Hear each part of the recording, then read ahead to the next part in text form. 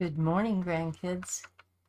This morning I will be reading from my book about young wizard Dorkly, chapter 41, I think this is, if I haven't gotten behind somewhere. The next morning, the king woke up. I didn't have my mic down, sorry. With Othello in his mind. After having breakfast and then Inez returning to her rooms, Conley dressed in a short tan robe sashed with red and pulled on a dark brown pair of trousers. Before leaving his rooms, he remembered to set his crown on his head. He didn't want to appear too casual with Othello this morning. He sent a guard to tell Othello that he would like for her to come to his sitting room beside the court. At that time, Dorkly comes over and sits down at the table with the king. "You're looking mighty courtly with your crown on so early. Anything going on?" Conley pours them some tea and replies, "Yes, I'm going to be speaking with my daughter this morning, and I don't intend for it to be casual. She's speaking too openly about things that should not be her concern this early in the coming of her child. Rumors spread too easily and could cause troubles, if not true or documented." Dorkly said, "Remember also about that strange woman seen following one or both of them around. I'm going to mosey around out in the city today and see if I can pick up anything about what's going on. Haven't picked up anything yet. Dad used to do that pretty often, and I'm finding it quite useful as he did." "Yes, Dorkly, your dad was a good wizard and a friend.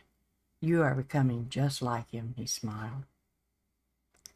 At that time, a guard approached and gave a bow and said, "Your Highness, I'm afraid that Princess Othello will not be coming.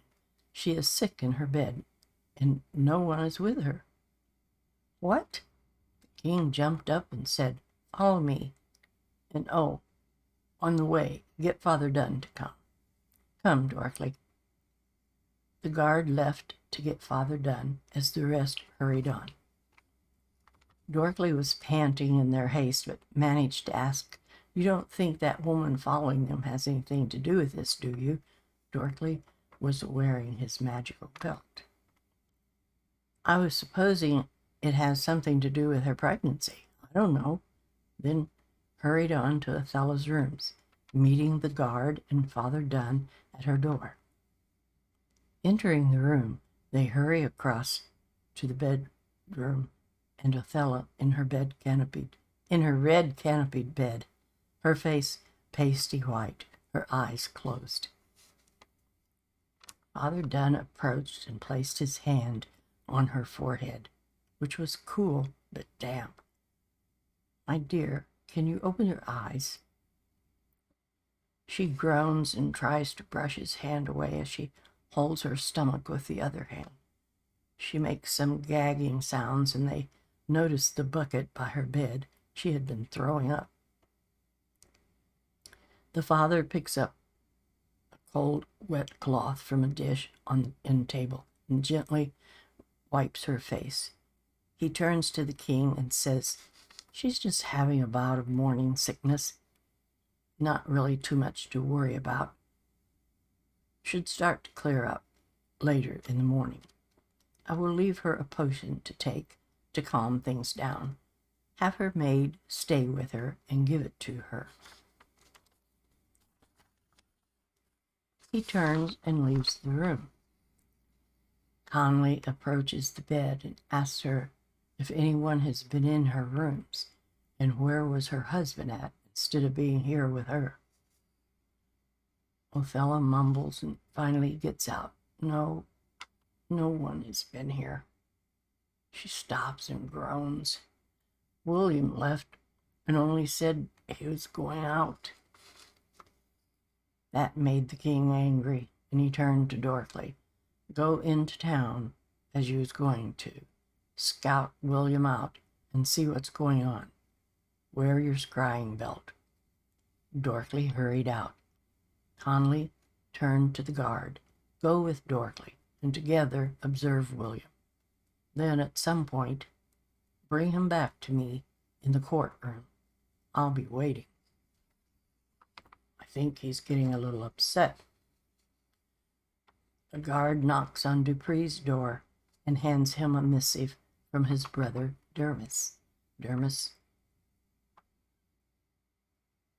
Dupree opens it and reads, "Greetings, my dear brother. I have been writing and making friends at the tavern on the coast of the main continent. Father let me have a small sailing boat, but as close as my little island is, I find it good exercise to row back and forth on nice days. Are you still prone on your couch reading?" He laughed. "If ever interested, you could pay me a visit. It would be nice to see some family, and we might stir up a little fun. Tell everyone hello from the Lost, and that I'm doing well. Respect and love, your brother Dermis."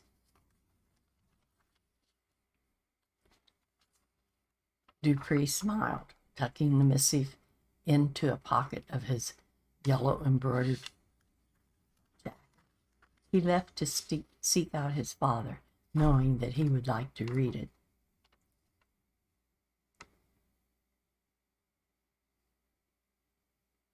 Dupree finds his father in the courtroom, speaking with a few citizens. The king motions for the guards to dismiss the people and turns to his son. "What is it, son? Glad you're here. I haven't seen you in a while," he smiles. "Not much to do, really. Here, I brought you a letter to read, which I just received from Dermis. He seems to be doing good and asked me to visit sometime." He handed the letter over, then said, "Actually, I wanted to talk to you about my inactivity." The king raised his eyebrows, but kept on listening. "If there was anything that I and my personal military guard, Sergeant Gable, could be doing, either for you or in some capacity with the military, I need more to be doing and learning if I'm going to have to follow in your footsteps far, far in the future," and he smiled. The king looked at his son. "Yes, I have been thinking on that, along with many things that have been on my mind. Sit down with me over in my sitting room. Let's have some grog or some wine and talk." He got up, laying his crown on the seat of the throne. As they walked, the king says, "Something is going on with William. I think I need to know what. I thought it was Othello, but I'm beginning to think something very strange is going on with him." They sat down, and a servant brought them mugs and grog. The king looked up at Dupree as they picked up their mugs and toasted. "Something serious and underhanded is going on. I must know. I will put you and your guard in charge. I want you to pick out any other guards or military that you would need to do a thorough investigation into William's background.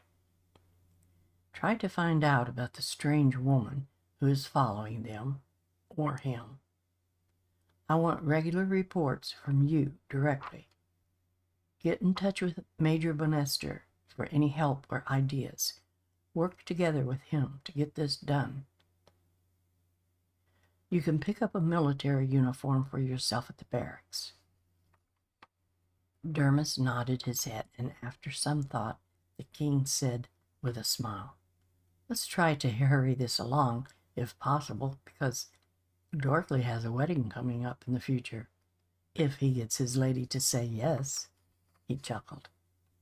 As Dermis stood up, his dad said, "Oh, and if you catch up with Dorkly anywhere, see if he has found anything out. He was going to be doing some nosing around through town.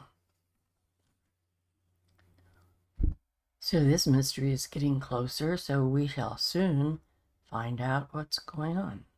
And I hope you will be back with me for the next chapter that I write. Thank you all so much. Bye-bye.